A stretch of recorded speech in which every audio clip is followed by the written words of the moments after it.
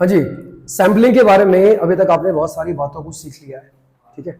अब एक अलग टाइप ऑफ सैम्पलिंग की के बारे में हम लोग बात करेंगे, ठीक है।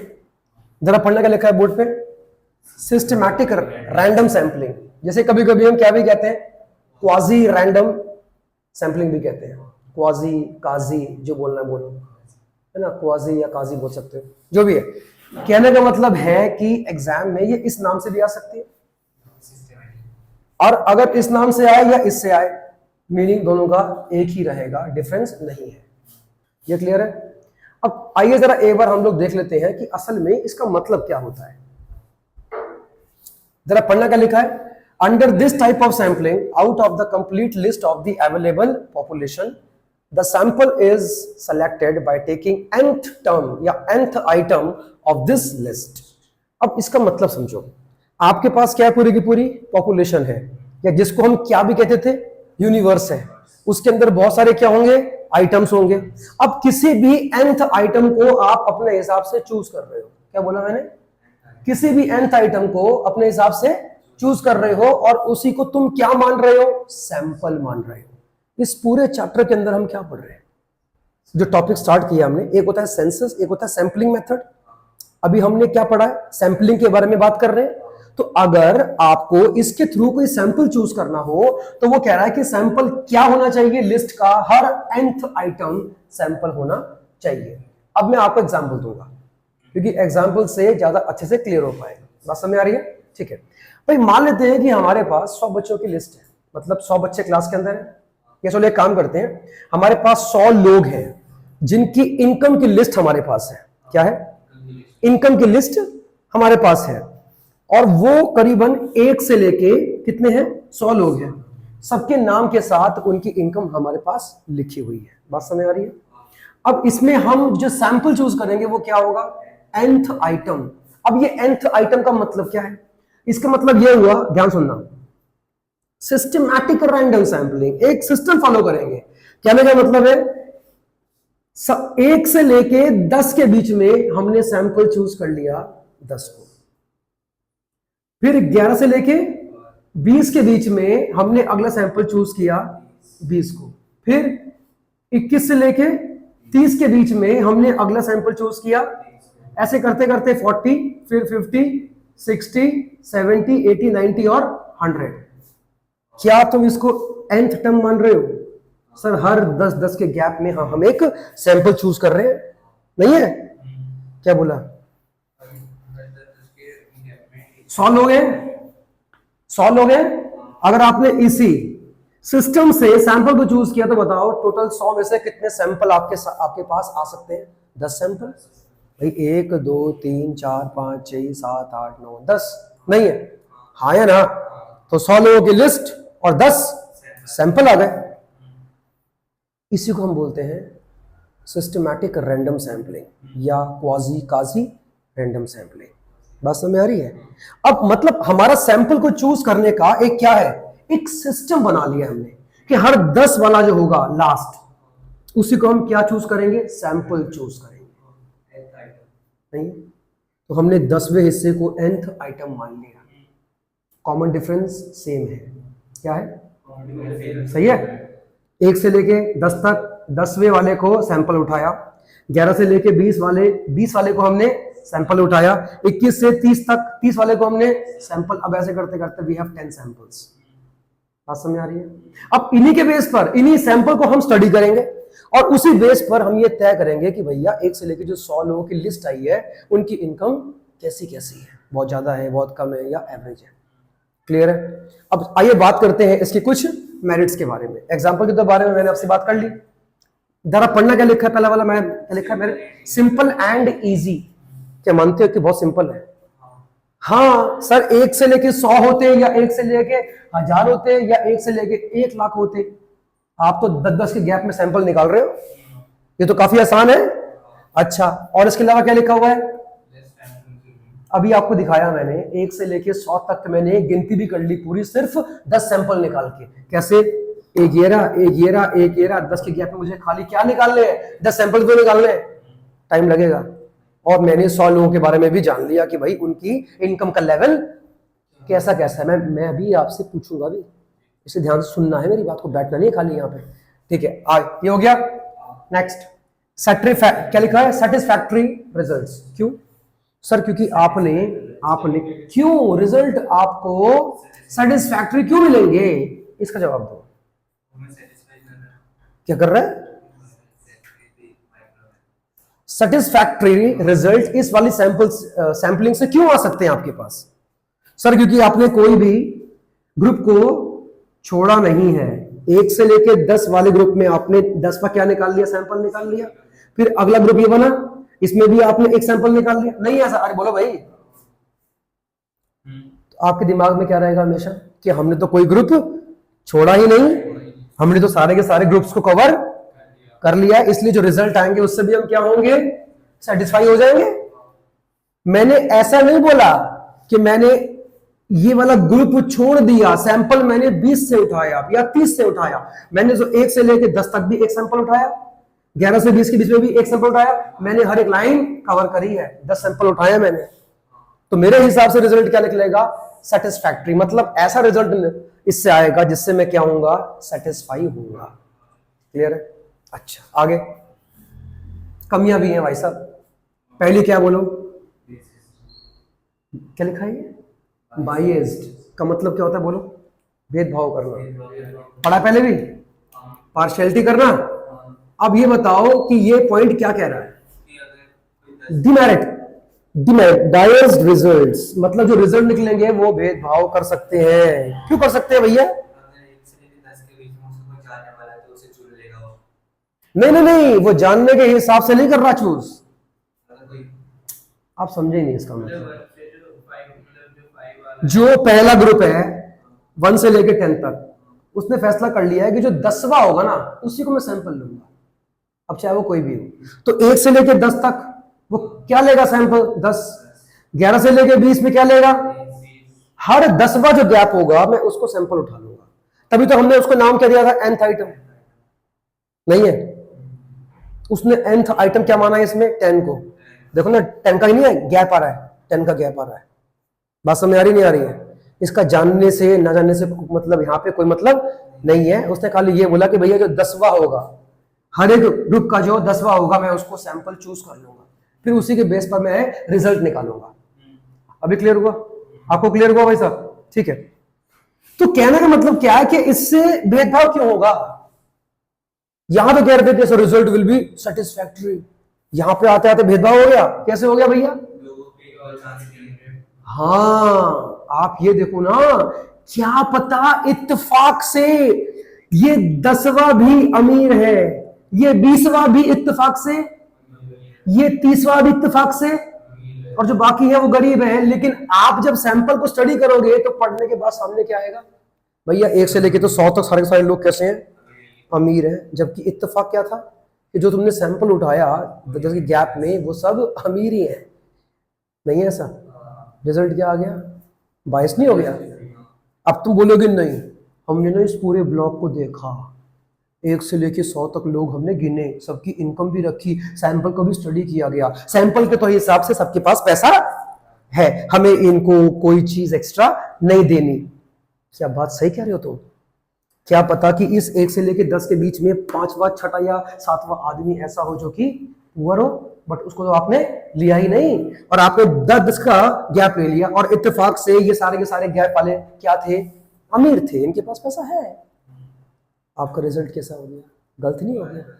गलत नहीं हो गया? ये क्लियर हुआ?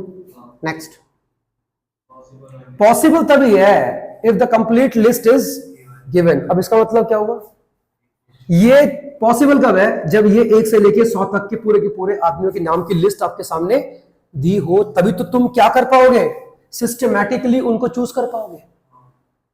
आपके पास मान लो कि लिस्ट ही नहीं है, 3-4 लोग हैं, तो उसमें क्या होगा, ये उठाओगे सैंपल? इसमें नहीं उठा पाओगे। कुछ पूछना है?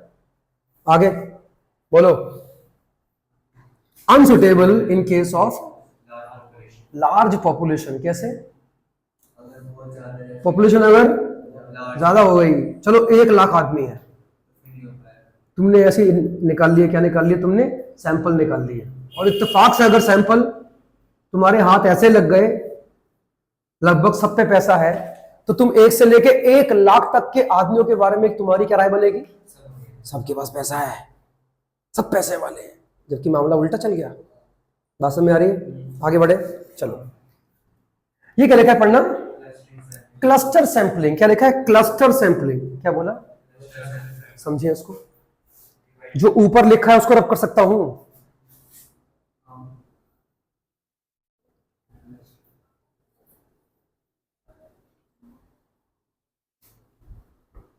सही है, चलो। हाँ जी, क्या बोला अभी? कौन सी वाली सैंपलिंग की बात चल रही है? क्लस्टर सैंपलिंग की बात चल रही है। ये बताओ what is a cluster? Group बनते हैं। चलो इसमें एक एग्जांपल लेके बात कर सकते हैं।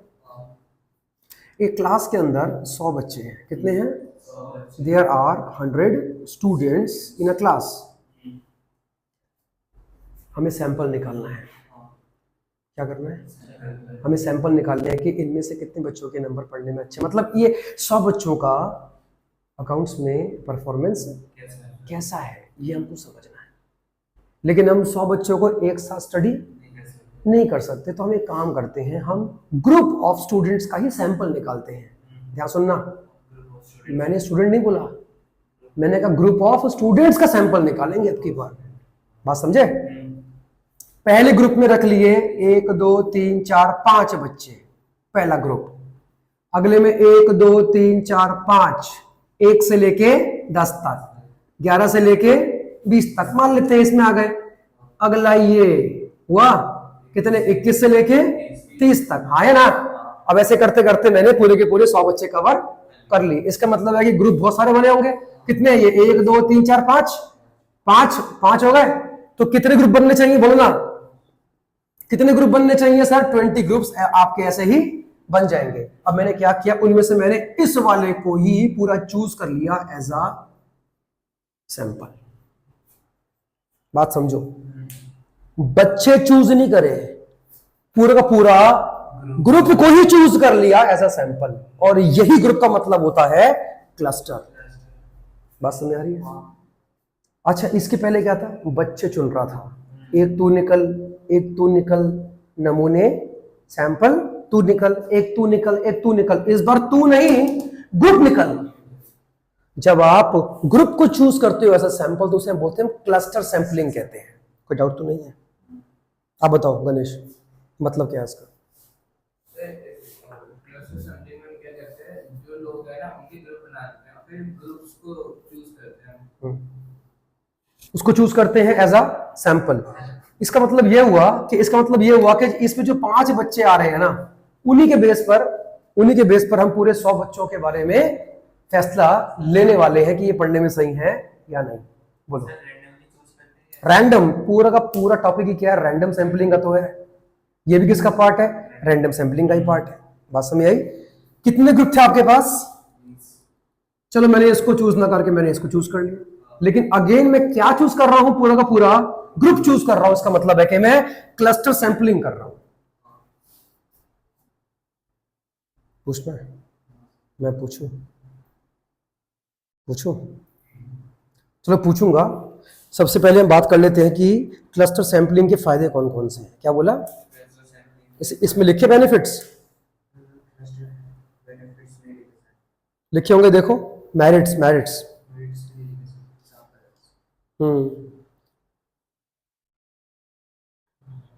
नहीं है?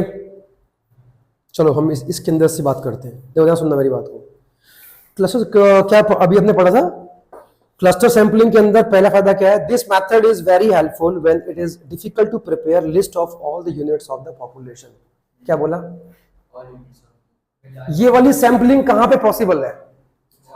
जब लोग आइटम्स बहुत सारे हो और सबके अंदर से अलग से सैंपल निकालना आपके लिए पॉसिबल नहीं है, तो हम क्या कर सकते हैं? हम पूरे के पूरे पॉपुलेशन को स्मॉल ग्रुप्स के अंदर बांट सकते हैं, और उनमें से कोई भी एक ग्रुप रैंडमली चूज कर सकते हैं, और उसी को नाम क्या देंगे हम? सैंपल। नाम क्या देंगे? सैंपल। ये वहां पॉसिबल है। ये फायदा नहीं है? इनडायरेक्टली ये क्या कह रहा है? It is less time consuming. अगर आपको जल्दी काम करना है तो cluster sampling is the best. आगे कैसे ग्रुप में आपको क्या करना है, 1 से लेके 10 तक डाल दिया एक ग्रुप में। अब देखो यार थोड़ा बहुत तो जाएगा ही टाइम आपका। आप मुझे ये बताओ कि जब हमने टॉपिक स्टार्ट किया था सैम्पलिंग वाला, तो उसमें एक पॉइंट था टाइम कंज्यूमिंग। हाँ कुछ तो क्यों, हर एक का पर्ची पे नाम लिखोगे, क्या वो नहीं है टाइम कंज्यूमिंग? फिर अब थोड़ा बहुत तो टाइम निकालना पड़ेगा ना आपको। कहने का मतलब है कि सेंसस की तुलना में it is less time consuming. आगे बढ़ो, क्या लिखा है कि बोलता है the time involve in sampling by this method, ये तो हो गया पॉइंट मेरे ख्याल से, टाइम कम लगता है। आगे बढ़े, कहता है there is greater accuracy under this method as each cluster is a representative of the characteristics of the population. हाँ जी, तुमने ये वाला क्लस्टर चूज कर लिया, मतलब ग्रुप चूज कर लिया अपने लिए सैंपल के तौर, बोलो ना हाँ सर हमने इसको चूज कर लिया है। अब सबसे अच्छी बात क्या है कि इसके सारे के सारे जो आइटम जो 5 आ रहे हैं, ये पूरे के पूरे 100 बच्चे को रिप्रेजेंट कर पा रहे हैं, क्योंकि सारे के सारे बच्चे 11th कॉमर्स के ही हैं और हमें 11th कॉमर्स का ही रिजल्ट जानना है। बात समझ आ रही है?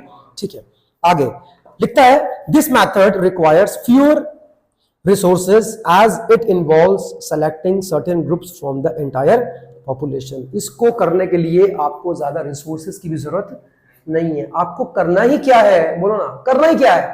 अरे तुम्हारे पास 100 बच्चों के लिए क्या है, यू हैव 20 क्लस्टर्स, उसमें से रैंडमली किसी एक को चूज कर लो आप।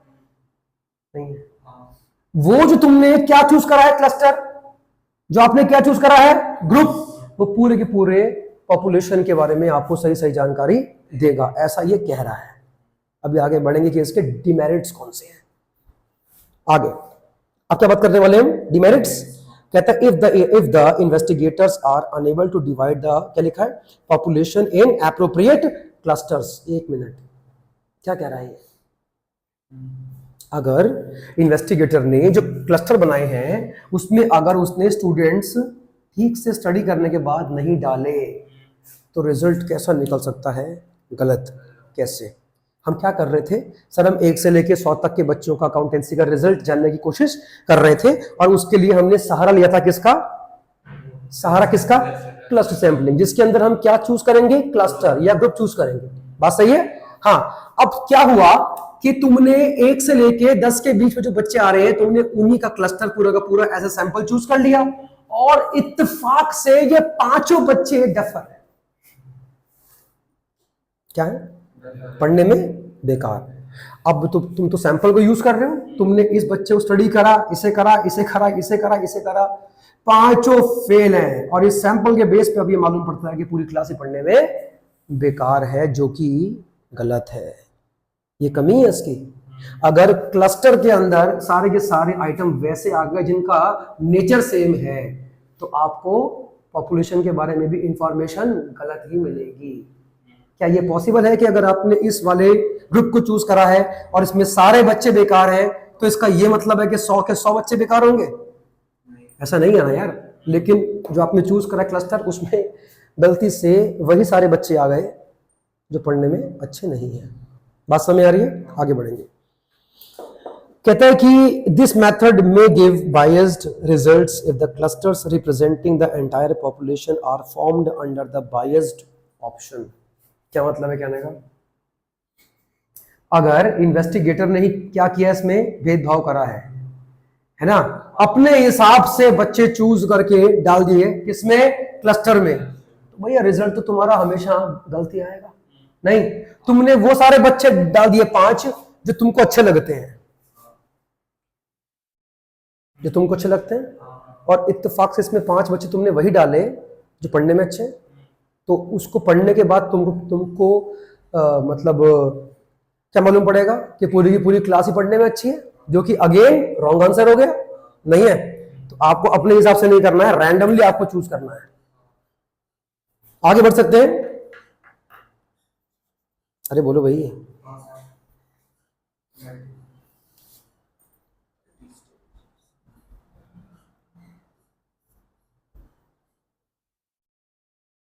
ओके, मल्टी स्टेज सैंपलिंग के बारे में हम लोग बाद में करेंगे बात, ठीक है। पहले हम बात कर लेते हैं किसके बारे में, नॉन रैंडम सैंपलिंग के बारे में। What is non random sampling? हम रैंडमली किसी को भी चूज नहीं करेंगे, कर सकते नहीं, हम नहीं करेंगे।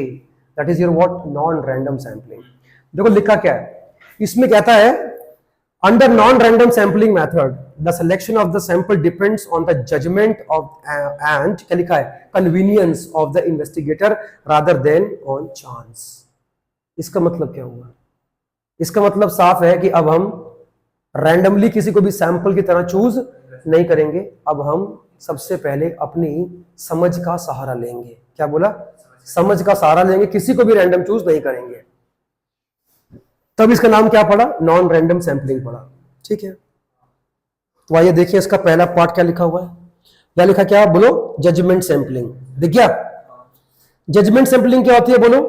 Under this method, the choice of sample items depends exclusively on the judgment of the investigator.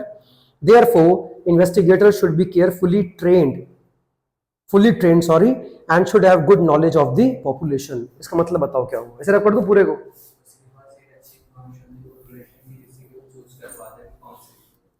अब आप क्या नहीं कर रहे? अब आप किसी को भी ऐसा रैंडमली चूज नहीं कर रहे हो, आप क्या कर रहे हो? अपनी समझ का सहारा ले रहे हो। अच्छा, इसमें एक पहला पार्ट क्या लिखा है? जजमेंट सैंपलिंग का मतलब क्या है? नाम देखो ना, जजमेंट सैंपलिंग मतलब क्या होता है? जजमेंट सैंपलिंग का सोच समझ के सैंपल को चूज करना, उठाना, that is your what? Judgement sampling. और अगर आपने सोच समझ के उठाया है तो इसका मतलब क्या है कि वो रैंडम सैंपलिंग नहीं हो सकती, वो नॉन रैंडम सैंपलिंग में आएगा। क्यों? अच्छा, रैंडम में क्या था? मटकी के अंदर पर्ची पड़ी है, मुझे नहीं पता इनमें क्या क्या लिखा है, मैंने किसी को भी उठा लिया, दैट वाज रैंडम। लेकिन इसमें क्या होगा? जिसको हम उठाएंगे उसके बारे में पता है, पहले से ही मालूम होगा कि इसमें क्या लिखा है, नहीं है? तो उसको चूज करना एज अ सैंपल जिसके बारे में आप पहले से ही जानते हो, उसी को आपने सैंपल चूज कर लिया। That is your what? Judgement sampling में आता है। आगे बढ़ सकते हैं। अच्छा, देखो इसके मेरिट्स क्या लिखे हैं। आप पहले मुझे ढंग से बता दो एक बार, जजमेंट सैंपलिंग का मतलब समझ में आया या नहीं आया? आप बताओ क्या मतलब? हाँ वही बताओ, बताओ मतलब क्या होता है, बताना एक बार। जजमेंट का, जजमेंट फैसला करना, सोच समझ के फैसला करना। किसी भी सैंपल को इस बार हम चूज करेंगे, लेकिन रैंडमली नहीं, लेकिन सोच समझ के चूज करेंगे। मतलब क्या कहने का? एग्जाम्पल दे दूं? एग्जाम्पल दे दूं? ठीक है, क्लास के अंदर 20 बच्चे बैठे हैं। कितने बच्चे? 20 बच्चे। मैं बच्चों को पढ़ा रहा हूँ इकोनॉमिक्स। ठीक है, मुझे खबर मिलती है कि प्रिंसिपल मैम कभी भी राउंड पे आ सकती है और किसी भी बच्चे को उठा के पूछ सकती है कि सर ने क्या समझाया। तो मैंने बोला, करण आप पढ़ने में अच्छे हो, जब मैडम आएगी ना तो मैं ना आपको उठाऊंगा और आपसे मैं सवाल पूछूंगा ताकि मैम भी देखें कि बच्चे को आता है। आपने कहा ठीक है सर। क्योंकि क्लास के अंदर बच्चे तो बहुत सारे हैं, लेकिन मुझे ये पता है करण पढ़ने में अच्छा है। इत्तेफाक से प्रिंसिपल मैम आती हैं, मैं जानबूझ के इसको उठाता हूँ, इसी को उठाता हूँ। क्या मैंने पहले से ही जज कर लिया था कि मैं एज अ सैंपल किसको चूज करने वाला हूँ? हाँ, that is known as judgement sampling. हाँ है ना? इसको मैंने उठाया, Karan stand up, tell me the entire topic, आपने क्या सीखा? मैडम खड़ी होकर देख रही हैं, ये कबूतर की तरह बोल रहा है, रट्टू रट्टू तोते के माफिक ये बोल रहा है, ये प्रिंसिपल मैम इम्प्रेस्ड, सर क्या पढ़ाते हैं। अगले दिन मेरी सैलरी बढ़ जाती है। अब ये बताओ, क्या इसको तुम रैंडम सैंपलिंग बोलोगे? ये तो सोच समझ के किए, और यही तुम्हारी जजमेंट सैंपलिंग, क्योंकि मैंने पहले से ही जज कर लिया था कि मैं सैंपल किसको चूज करने वाला हूं। किसी को भी उठाया मैंने, इससे मैंने पहले ही बात कर ली थी कि भैया तेरे को ही मैं एज अ सैंपल चूज कर लूंगा। क्लियर हुआ नहीं हुआ? आपको हुआ? चलो, स्कूल में हुआ ये? क्या इस तरह से आपको एग्जाम्पल दिए गए थे? गुड। इसके बाद लिखता है कि मेरिट्स ऑफ, क्या लिखा है? Judgement sampling. अब भैया जजमेंट सैंपलिंग के मेरिट क्या होते होंगे? पहला पॉइंट, सिंपल एंड इजी। इसमें करना ही क्या है? हमने पहले ही तय कर रखा है कि हम किसको एज अ सैंपल चूज करने वाले हैं। So it is very easy and simple. क्यों? क्योंकि इसमें हमें सोचना नहीं पड़ा, लेकिन हमने किसी को एज अ रैंडमली चूज नहीं करा है, सोच समझ के करा है। आगे बताओ, ये क्या हुआ? अब अगर हमने सोच समझ के चूज किया है तो जाहिर सी बात है कि वो पूरी की पूरी पॉपुलेशन के बारे में काफी हद तक सही आपको जानकारी देगा ही देगा, है ना। आगे, अवॉइड इररेलेवेंट आइटम्स। मैंने उन सारे बच्चों को तो उठाया ही नहीं जो मेरे हिसाब से पढ़ने में बेकार थे। मतलब हम कभी इस तरह की सैंपलिंग में उन आइटम्स को चूज ही नहीं करते जिनके बारे में हम जानते हैं कि ये प्रॉपर्ली पूरे पॉपुलेशन को रिप्रेजेंट नहीं कर पाएगा। हाँ या ना? ये फायदे हैं भैया इसके। अच्छा, कमियां क्या है? पर्सनल प्रिजुडाइज, कई लोग बोलते हैं इसको प्रिजुडिस कहते हैं। मतलब क्या? आगे बायस, भेदभाव करना। क्या मैंने आपको उठा के बाकी बच्चों के साथ में भेदभाव किया है? बिल्कुल किया है सर। आप किसी को भी उठाते हैं ना, या फिर एक काम करते, प्रिंसिपल मैम को ही चांस देते उठाने का, तो जाहिर सी बात है कि वो आपको नहीं उठाती, वो तो किसी और को उठाती। उनके लिए वो क्या होती है? रैंडम सैंपलिंग होती है। लेकिन मेरे लिए क्या हुई? जजमेंट सैंपलिंग हो गई। बात समझ आ रही है कि सर उन बच्चों के साथ में आपने क्या किया? भेदभाव कर दिया। आपने तो उसी को एज ए सैंपल उठा लिया, जबकि क्लास के अंदर तो 20 बच्चे बैठे हुए थे। आपने किसी और को तो मौका नहीं दिया बोलने का। This is known as judgement sampling, और ये इसकी कमी भी है। आगे बताओ, मतलब जरा पढ़ने का लिखा है, the investigator should have the knowledge of the complete constitution of the population which may not be possible in many cases, so there is a scope for error of judgment in selection of a sample। अब देखो ये point क्या कहता है? ये point कहता है कि आप जिसको सैंपल चूज कर रहे हो सोच समझ के, आपको उसके बारे में पूरी जानकारी होनी चाहिए। मतलब मुझे क्या पता है करण पढ़ने में अच्छा है, अगर ये मुझे ना मालूम होता और मैं बोलता कि मैं आपको ही उठाऊंगा, अगेन ये क्या थी? जजमेंट सैंपलिंग ही थी, क्योंकि मैंने पहले ही बोल दिया कि मैं आपको उठाऊंगा। लेकिन अगर मुझे ये नहीं पता, मैं नया टीचर हूं, मैं जानता नहीं कि ये पढ़ने में अच्छा है या बेकार है, तो क्या उस केस में मुझसे गलती हो सकती थी? हाँ, क्योंकि मुझे मालूम नहीं है कि पढ़ने में सही भी है या नहीं है। पहले मुझे क्या मालूम करना पड़ेगा कि क्लास में पढ़ने में अच्छे बच्चे कौन से, ताकि फिर मैं उन्हीं के हिसाब से उनको एज ए सैंपल की तरह चूज कर पाऊं। नहीं है तो उसका मतलब क्या हुआ? जजमेंट सैंपलिंग करने के लिए आपको आइटम्स की पूरी नॉलेज होनी चाहिए, और अगर नहीं है बेटा तो आपका जजमेंट गलत भी हो सकता है। कोई डाउट बताओ? क्लियर हुआ? अब मैं पूछ लूं, 2 मिनट का टाइम ले लो, फिर हम बात करते हैं।